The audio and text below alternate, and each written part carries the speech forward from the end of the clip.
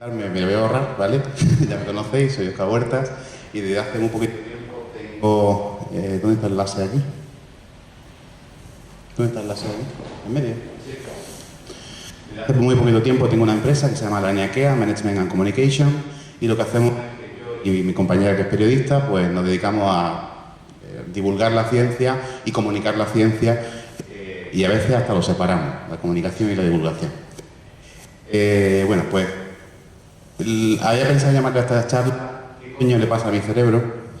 Luego pensé, si estamos en horario infantil, pues le pongo diantres y luego dije, ¿qué coño? Lo dejo todo.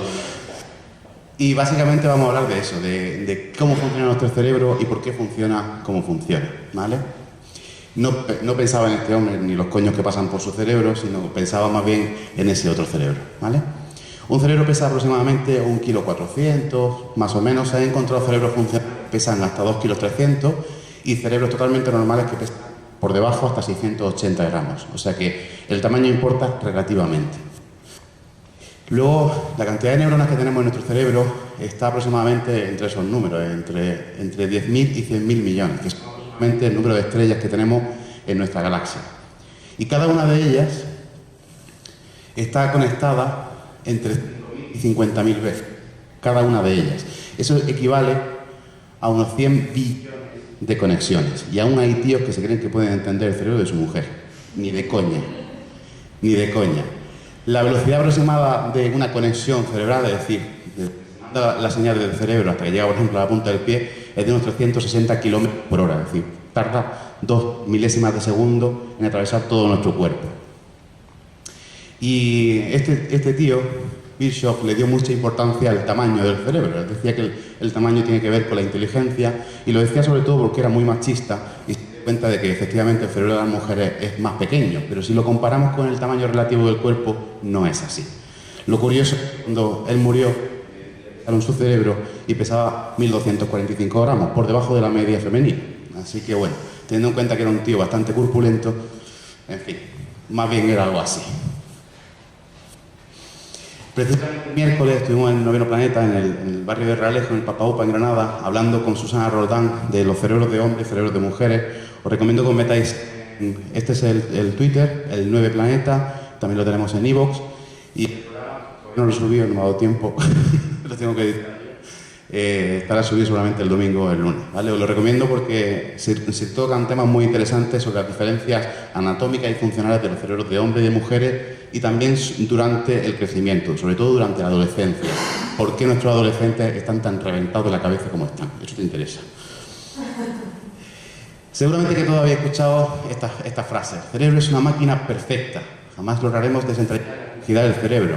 Probablemente la más compleja, ordenada y fascinante estructura de en el universo.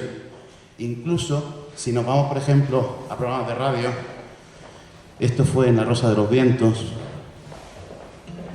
El cerebro es lo más maravilloso del universo, la perfección, una máquina extraordinaria, capaz de cosas únicas y distintas, magia para el corazón, pese a que denominamos magia y el corazón cuando en realidad estamos hablando de la mente, del cerebro. Y lo conoce a la perfección nuestro invitado Facundo Manes, neurólogo, rector de la Universidad de Favaloro, un currículum espectacular, uno de los neurocientíficos más importantes del planeta, que acaba de publicar en Paidós, en editorial Paidós, el libro Usar el cerebro. Acaba de estar en nuestro país y ahora mismo lo pillamos en Londres. Facundo, muy buenas noches. Hola Bruno, gracias por tu llamado.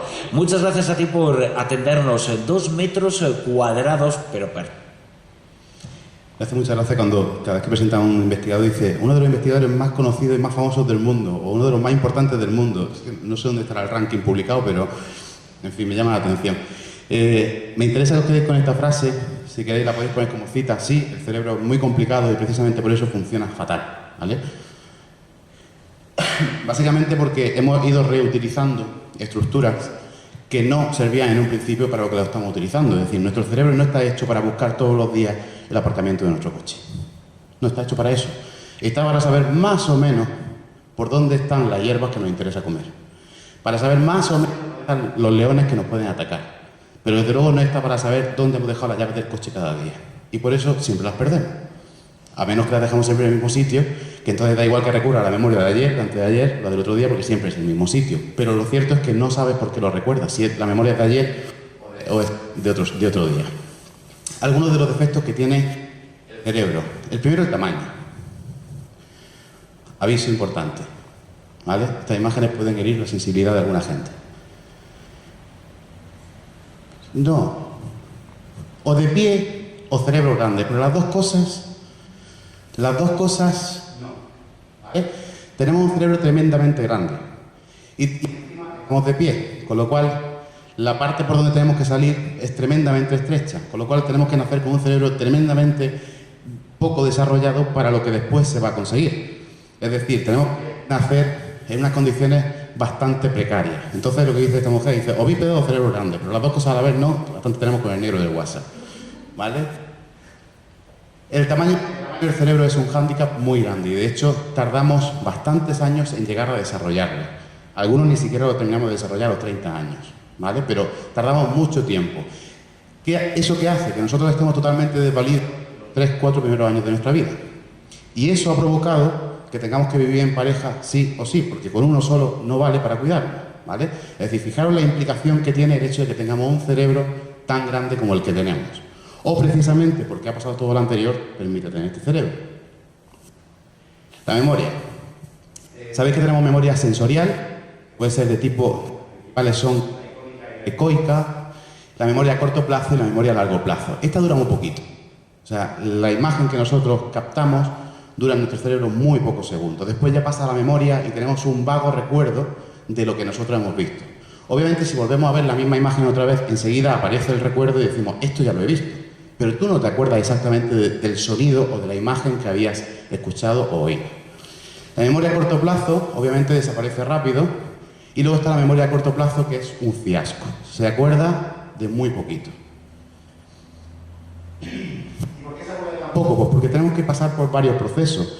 Tenemos que codificar un recuerdo, tenemos que almacenarlo en algún sitio y encima nuestra parte del cerebro que almacena los recuerdos es como un cajón desastre. No los guarda de forma ordenada. Los va guardando sin más y luego tenemos que encontrarlo, ¿vale? Sería algo así como si intentásemos buscar las llaves de nuestro coche en una habitación totalmente desordenada. Luego, la memoria,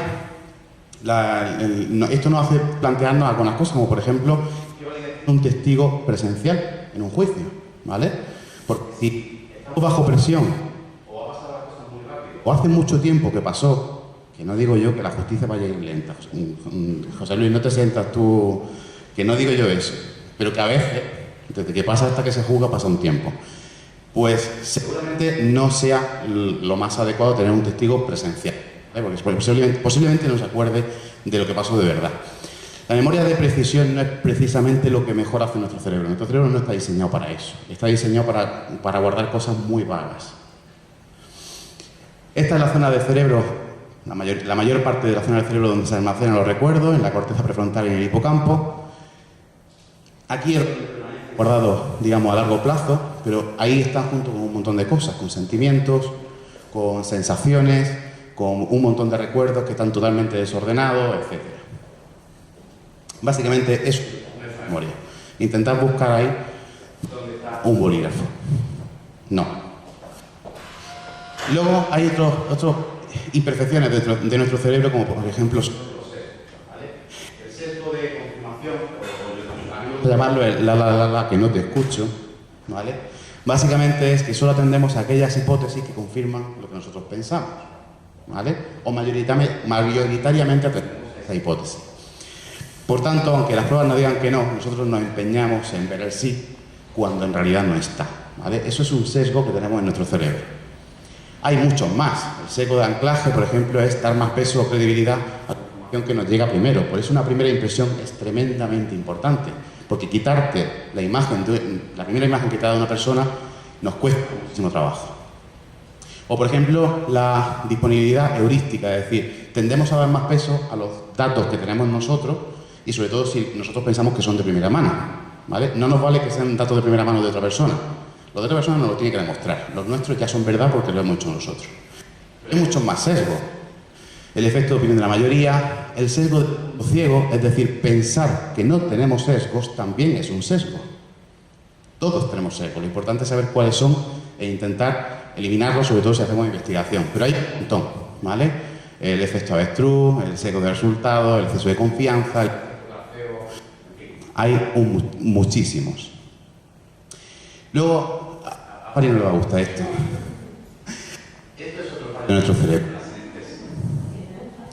Es un fallo, por mucho que diga es un fallo. Es una sensación secundaria, ¿vale? Que se asocia a... Es decir, sentimos una cosa que no deberíamos cuando vemos otra cosa. Es decir, si vemos una letra no deberíamos de percibir un color, porque estamos viendo solamente una letra que estará pintada de un solo color, ¿vale? Pero mucha gente tiene esos sesgos.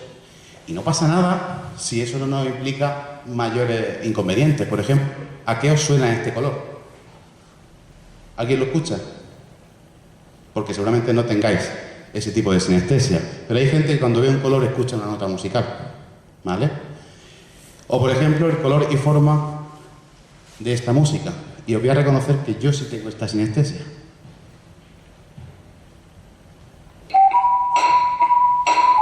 Para mí esto es amarillo.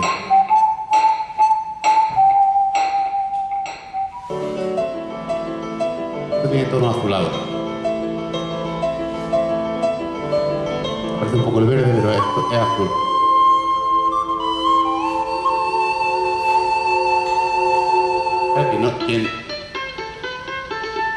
Esto también un poco amarillo, entre amarillo, naranja.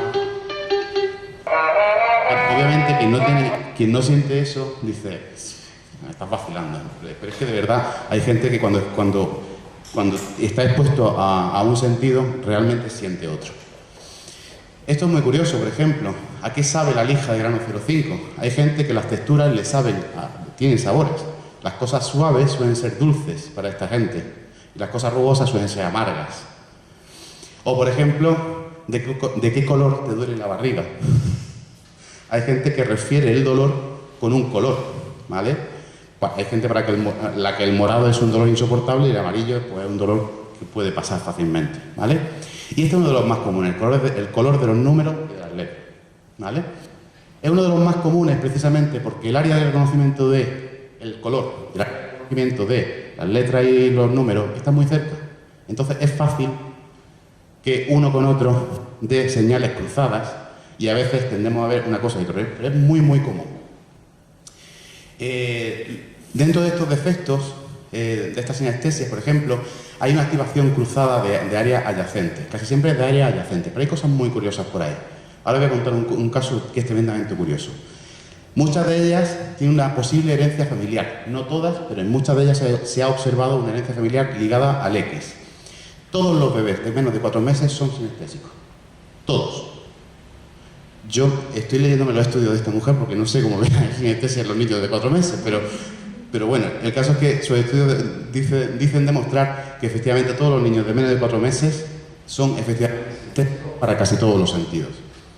Y los más comunes, como digo, son los léxico-gusto, los grafema-color y los música-color. Hay un caso muy curioso, os recomiendo leer el libro o ver la película de Kinsey. Hay una película del año 95, creo que es. Kinsey era un entomólogo de Estados Unidos que en algún momento tuvo un problema con su pareja. El por lo visto tenía un pene bastante grande, ella por lo visto tenía una abertura bastante pequeña. Y cuando acudieron al médico, estamos hablando de los años 50, 60 en Estados Unidos, cuando acudieron al médico no supieron decirle la solución a su problema. Hasta que dieron con un médico que llevaba muchos años investigando los problemas sexuales de las parejas. Y resulta que el problema era tan sencillo como intentar hacerle a ella simplemente un pequeño corte, ¿vale? Para agrandar el tema, dilatadores y ya está. Algo que hoy en día no es ningún problema, en aquel momento fue un tabú tremendo. Y a partir de ese momento él se dedicó a investigar de forma científica la sexualidad de los estadounidenses y descubrió cosas muy curiosas. Una de las cosas que se encontró fue esta mujer que sentía orgasmos cuando se cepillaba los dientes. Menos mal que por entonces no estaban estos cacharros, porque si no, imaginaros. Pero había cosas muy curiosas, como gente que sentía orgasmos al tocarle las orejas. Bueno, todos sentimos da repelú y tal, pero llegar a sentir un orgasmo porque le toque una oreja es una sinestesia bastante grande, ¿vale? Os recomiendo ver la película y leer los estudios de Kinsey, porque también una de las cosas que dice es que entre la heterosexualidad y la homosexualidad en realidad hay una gama y que el 90% de las personas no somos ni heteros ni homos, sino que estamos en algo intermedio. Los déjà vu. Esa sensación de haber pasado con anterioridad por una situación que en realidad no hemos pasado, ¿vale? Al investigar para esto me he dado cuenta de que en realidad hay tres tipos de déjà vu. El déjà vu, que es el que sentimos la mayoría de las veces, el tener la sensación de estar en una situación en la que no hemos estado, pero claramente a nosotros nos suena. El déjà sentir tiene más que ver con un sentimiento, sentir algo por una persona a la que acabas de conocer, cuando en realidad no la conoces de nada. Y el déjà visité, que se refiere a los sitios, es decir, llegar a un paisaje o a una casa que no has visitado nunca y saber perfectamente dónde está la cocina, dónde está el baño, dónde está no sé qué. También tiene mucho que ver con que la mayoría de los pisos están construidos de la misma forma, ¿no? Pero puede pasar con sitios bastante curiosos, ¿vale? Y la mayoría de las veces lo que sentimos es un déjà vu, ¿vale? Es un solapamiento de la memoria de largo plazo y de corto plazo, de forma que interpretamos lo que está pasando ahora mismo como si ya hubiese pasado en el pasado.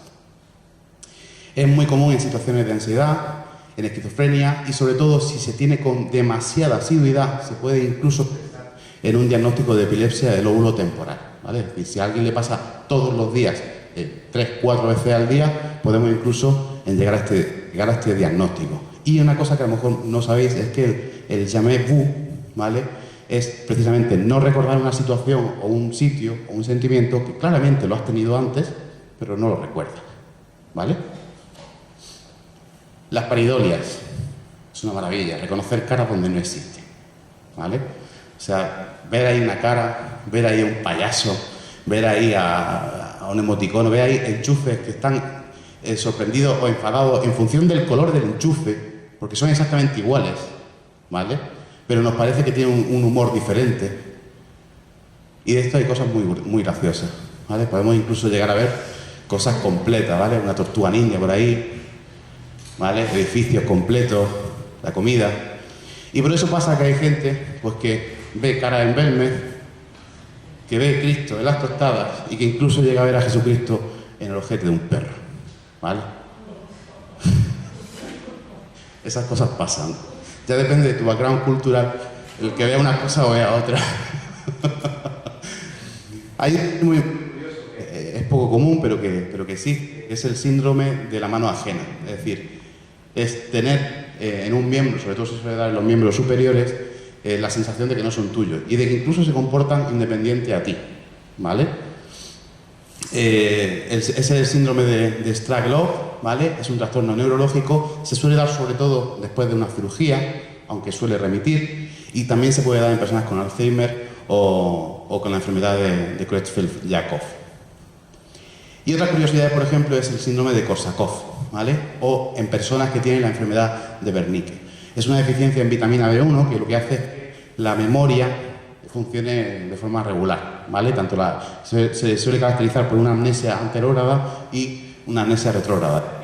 Esta gente se suele dar en personas que tienen problemas de alcoholismo bastante severos. Lo que hace es que directamente, como obviamente tiene laguna durante su borrachera, lo que hace es que se lo inventa, ¿vale? Su cerebro se inventa lo que ha pasado y para él no hay lagunas, para él han pasado cosas, pero son cosas que su cerebro se ha inventado, ha rellenado la memoria con huecos. Lo más curioso de esto es que no le pasa solamente a la gente que tiene Korsakoff, es que nos pasa a todos, ¿vale?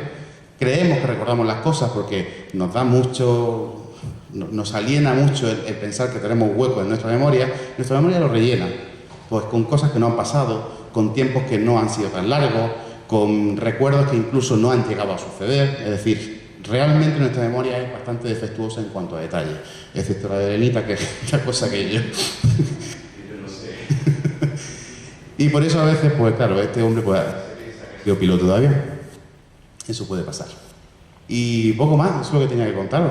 Si tenéis dudas, preguntas, sugerencias, cuestiones o queréis subir a contar algo más. El jefe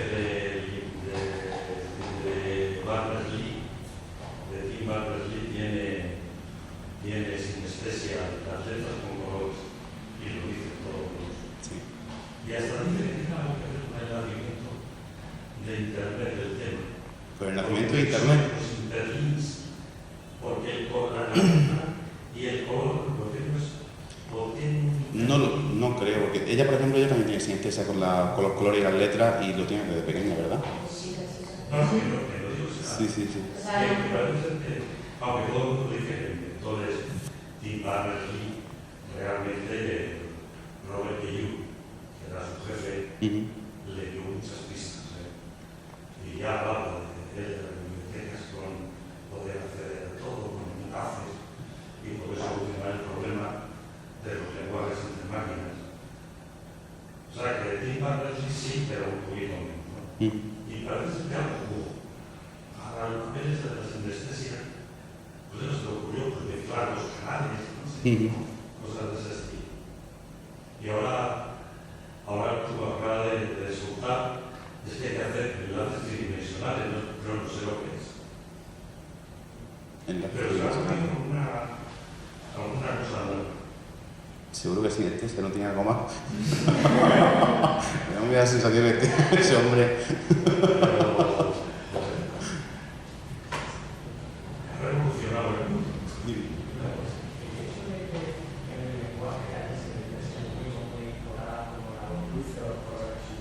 Sí. Incluso con las palabras. Hay palabras que nos suenan a una cosa y no a otra.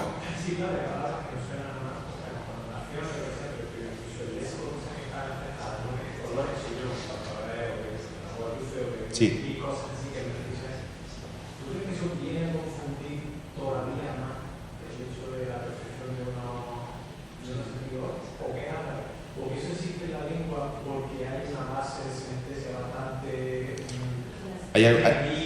Hay algunos estudios que dicen que hay palabras que designan, por ejemplo, mamá nunca te va a sonar a algo feo, ni algo agrio, ni algo estridente. O sea, mamá, y además se parece mucho en muchísimas lenguas, es algo muy parecido. Y además es que son de las primeras sonidos que podemos emitir cuando somos muy pequeños. Mamá, papá, son sonidos muy sencillos.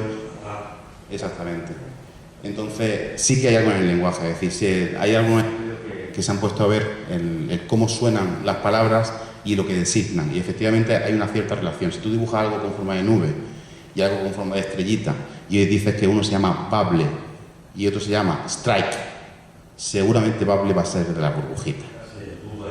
Exactamente, el buba y kiki, tal. Es decir, sí que hay algo de esa sinestesia. O por ejemplo, cuando escuchamos los sonidos también los representamos como un sonido lleno, un sonido vacío. ¿Qué es un sonido lleno? ¿O qué es un sonido dulce? ¿O qué es un sonido...?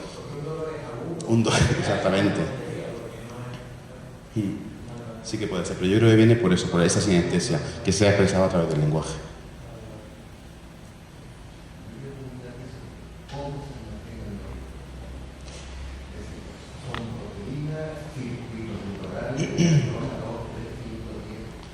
Vamos por el tema de los circuitos. Es decir, parece que un circuito cerrado es capaz de almacenar cierta información. No está, es decir, sabemos más o menos cómo se guarda un recuerdo. Lo que no podemos saber es dónde se guarda ese recuerdo. Es decir, sabemos más o menos la zona del cerebro, porque si tú le pones una resonancia magnética funcional y le pides que recuerde cosas, la zona que se activa, evidentemente, es la que he dicho, la parte prefrontal, es la que más se activa. Es decir, empieza a evocar recuerdos y se activa toda esa zona. Parece ser que es en los circuitos cerrados, es decir, en todas esas conexiones que hemos dicho que tienen la neurona, en un circuito cerrado donde se almacena la memoria. Pero si fuese así, al reconstruir un circuito seríamos capaces de reconstruir un recuerdo.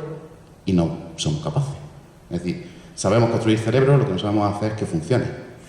Ya estamos reconstruyendo, el proyecto Brain lo que está haciendo es reconstruir un cerebro completo. Si sabemos cómo funciona, lo construimos, pero resulta que cuando lo ponemos a funcionar no funciona. Es decir, no sabemos exactamente qué son los recuerdos ni cuál es la base. Pero no parece que sea una proteína o una concentración de una sustancia o que se codifique en ADN ni nada de eso. Parece que tiene más que ver con el circuito eléctrico.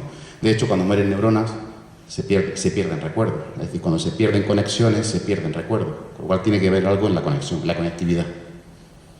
Conocéis el concepto de emergencia, ¿no? Es decir, es cuando empiezas a conectar ciertas cosas y de repente aparece una propiedad que no se podía predecir con las características de todas las unidades que lo componen. Pues el cerebro tiene un proceso de emergencia brutal, que todavía no conocemos.